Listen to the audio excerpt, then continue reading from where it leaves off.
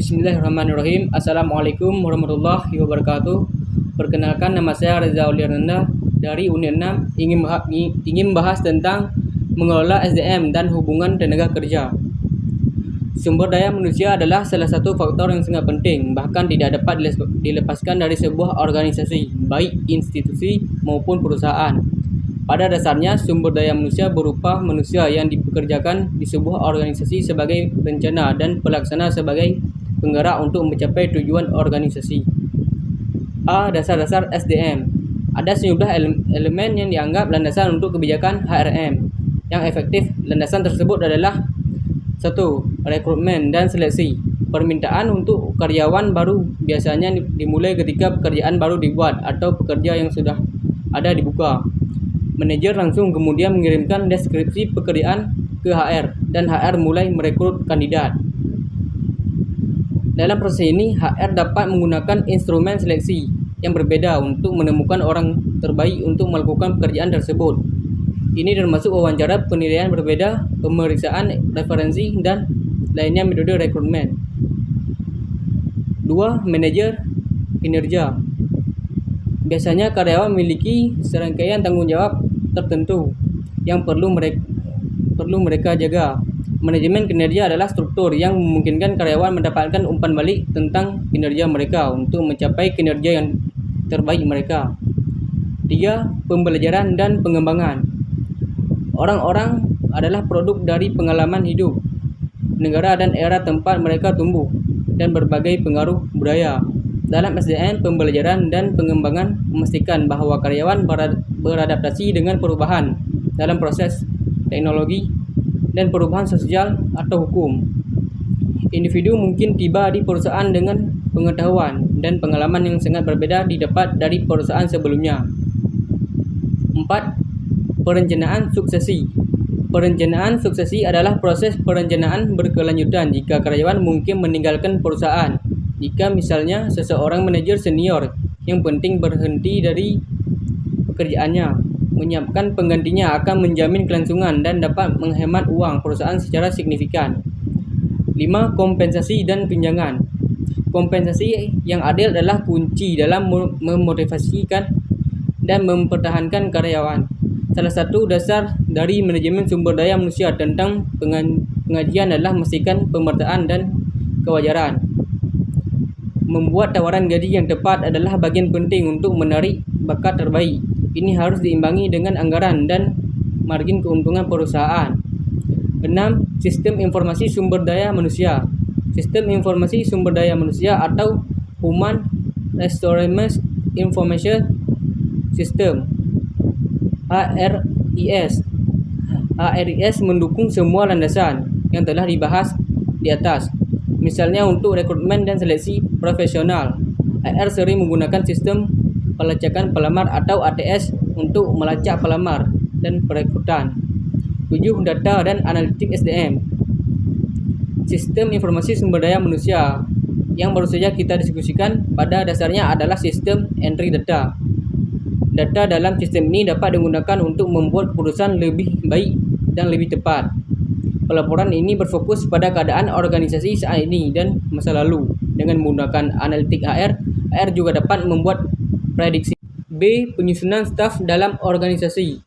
Adalah penting untuk menggunakan sebuah organisasi yang baik, tepat, sama juga pentingnya untuk menempatkan orang-orang yang tepat dalam berbagai pekerjaan kualitas para pegawainya, yang biasa membuat perbedaan antara keberhasilan dan kegagalan sebuah organisasi. Adapun langkah-langkah dalam proses staffing. 1. Perencanaan SDM. 2. Rekrutmen. 3. Seleksi. 4. Pengenalan dan organisasi. 5. Latihan dan pengembangan. 6. Penilaian pelaksana kerja. 7. Pemberian jasa dan penghargaan. 8. Perencanaan dan pengembangan karir. C. Mengembangkan angkatan kerja. Mengembangkan kapabilitas karyawan penting untuk mendapatkan value ekonomis yang lebih tinggi dari sumber daya manusia. SDM sangat berbeda dengan aset perusahaan yang lain karena manfaat atau value ekonomismenya bisa terus meningkat seiring waktu. Maka dari itu, Anda bisa terus meningkatkan produktivitas perusahaan melalui program pengembangan karyawan. Manfaat pengembangan karyawan. 1. Persiapan karyawan untuk mengembangkan tanggung jawab yang lebih besar. 2. Membantu karyawan untuk berkontribusi terhadap pertumbuhan dan perkembangan perusahaan. 3. Meningkatkan profit dihasilkan perusahaan. 4. Menetapkan ekspektasi kinerja karyawan seiring dengan perkembangan teknologi. 5. Memotivasikan karyawan untuk meningkatkan kinerja. 6. Mengembangkan karyawan dan yang berpotensi menjadi pemimpin yang hebat. D. Kompensasi dan tunjangan. Faktor dalam mempertahankan pekerja terampil dalam sistem kompensasi yaitu penetapan imbalan yang diberikan organisasi kepada individu sebagai balasan jasa atas kesediaan mereka untuk melakukan berbagai pekerjaan dan tugas dalam organisasi. Pertama, upah dan gaji. Upah dan gaji adalah jumlah uang yang dibayar kepada karyawan untuk tenaga kerja mereka. Upah adalah kompensasi dalam bentuk uang yang dibayarkan berdasarkan jumlah waktu yang digunakan untuk bekerja. Sedangkan gaji adalah kompensasi dalam bentuk uang yang dibayar karena seorang melaksanakan tanggung jawab pekerjaan. Adapun yang kedua, program intensif, yaitu program kompensasi khusus yang dirancang untuk memotivasi kinerja yang tinggi. Beberapa program tersedia khusus untuk beberapa posisi, sementara program yang lain distribusikan ke seluruh perusahaan. Adapun insentif individu. Bentuk insentif individu biasanya berupa bonus, yaitu insentif kinerja individu dalam bentuk pembayaran khusus yang melebihi gaji karyawan. Biasanya karyawan menerima bonus bila mereka menjual jumlah barang tertentu atau menghasilkan jumlah uang tertentu dari hasil penjualan selama tahun itu. Karyawan yang tidak mencapai hasil itu tidak mendapatkan bonus. Program tunjangan adalah kompensasi selain upah dan gaji yang ditawarkan oleh perusahaan kepada pekerjanya. Kebanyakan perusahaan dituntut oleh undang-undang untuk memberi jaminan sosial berupa tunjangan pensiun dan asuransi kompensasi pekerja, yaitu asuransi yang secara hukum dituntut untuk kompensasi pekerja yang dapat kecelakaan di tempat kerja. Konteks hukum dalam SDM. Beberapa hukum dalam sumber daya manusia antara lain: 1. Kesetaraan kesempatan kerja, bermakna bahwa penempatan tenaga kerja tidak boleh dilakukan dengan diskriminasi. 2. Keamanan kesehatan karyawan. Di Indonesia, hak sosial karyawan diatur dalam Undang-Undang Nomor 3 Tahun 1992, yaitu dengan dijalankan kebijakan jaminan sosial tenaga kerja atau JAM-SOSTEK. 3. Pelecehan seksual dapat terdiri dari 2, yaitu quid pro quo harassment, bentuk pelecehan seksual yang menawarkan tunjangan yang berkaitan dengan pekerja sebagai ganti atas tindakan seksual seorang. Adapun poin kedua, hostile work environment, bentuk pelecehan seksual dengan menciptakan lingkungan kerja yang tidak mengenakan bagi karyawan tertentu. 4. Diskriminasi khusus. Misal, bagi karyawan yang ternyata mengidap AIDS ataupun memiliki cacat tertentu, untuk jenis-jenis pekerjaan yang memang tidak memerlukan persyaratan khusus untuk menjalankan, maka bentuk diskriminasi semacam ini tidak diperbolehkan. 5. Employment at will, yaitu prinsip yang menyatakan bahwa perusahaan maupun karyawan memiliki hak yang sama untuk mengakhiri hubungan pekerjaan. S. Tantangan di lingkungan kerja yang selalu berubah. Banyak hal dapat terjadi di dunia kerja, mulai dari kejadian menyenangkan sampai hal mungkin membuat merasa kesulitan. Adapun tantangan yang sering terjadi di dunia kerja. Yang pertama, masalah komunikasi dan relasi. Dalam hidup, kita membutuhkan komunikasi yang baik dengan orang lain, termasuk dalam dunia kerja. Sayangnya, kurang komunikasi merupakan salah satu permasalahan yang umum dijumpai di tempat kerja. Jika menjumpai permasalahan komunikasi di tempat kerja, kamu bisa mencoba membuka ruang diskusi untuk saling bertukar opini dan memberi feedback satu sama lain.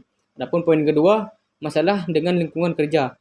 Lingkungan kerja yang mendukung secara fisik dan emosional yang sangat berpengaruh terhadap kepuasan kerja dan motivasi karyawan. Perasaan tidak nyaman di tempat kerja juga dapat menjadi tantangan tersendiri bagi pegawai, yang akhirnya dapat mengurangi performa dan kualitas kinerja.